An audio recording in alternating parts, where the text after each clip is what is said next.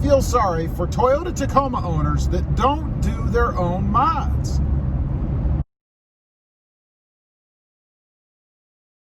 Well, good morning, everybody, and how are you today? Pretty good here, out cruising around in the Gladiator by chance, and I want to get on here and talk about why I feel sorry for Toyota Tacoma owners that don't do their own mods. Now, first of all, a little bit about me, right? You know, I'm not a trained mechanic. I've never taken class 1 in the mechanics of anything. I'm just a guy who has some tools, who one day decided that something about my truck wasn't exactly the way that I wanted it, and figured, I can probably change that myself. It doesn't have anything to do with the engine, so what could I really screw up, you know? So I went out and I grabbed a tool and I made my first mod. And I decided that I loved it. I liked doing it, right? I mean, there was a ton of satisfaction in being able to do your own mods, you know? Even if they're very simple. It doesn't have to be some major complicated thing. I mean, you don't have to put a supercharger on your truck in order to somehow feel accomplished in doing mods. It can be something as simple as debadging. You know, very easy to do, and if you do it right, you really can't screw anything up. So that's a good place to start. You know, if you're looking to get into doing stuff and you're a little bit afraid or fearful of it, start with the badges. It's pretty simple. But anyway, I'm just a guy who one day decided to do something to my truck. That's where I come from. I've done many mods since then. If you watch the channel, you know I've done tons of things to my Tacoma, all kinds of different things, from cosmetic to some a little more functional and a little more complicated. But in all those mods that I've done, I've learned with you guys on here, right? I mean, the first mod that I ever did to the Tacoma with you guys was the first time I ever did it. It's not something that I practiced on or did it 20 times before I finally figured out how. I figured out with you guys. So I feel sorry for people that don't do their own Toyota Tacoma mods. I mentioned, you know, the satisfaction in doing it yourself.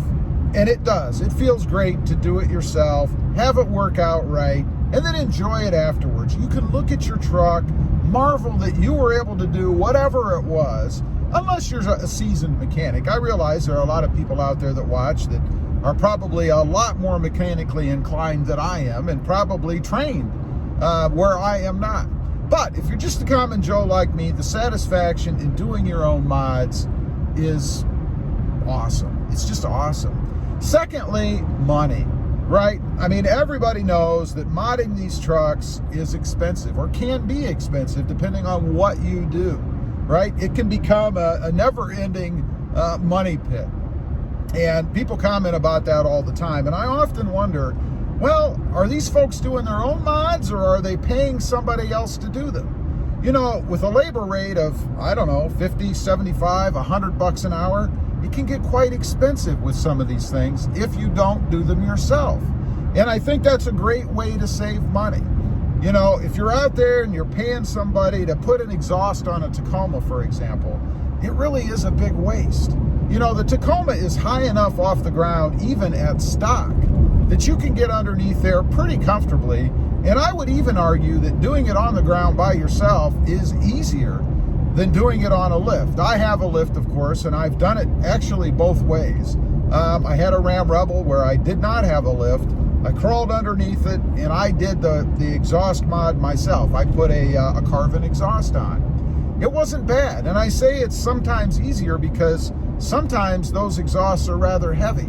And if you've got them up in the air, you can't use the ground as your third and fourth hand, you know? You kind of have to muscle the whole thing yourself. And I've used bungee cords and things, you know, to do that, to kind of have another pair of hands, if you will, to help me out. So you kind of have to be a little innovative too. You know, if you're going to put it up in the air, or even if you're on the ground, use a bungee cord or something to brace it or hold it up while you're unloosening everything. It makes it a heck of a lot easier. But as I mentioned, you don't have to have a lift to do mods like that.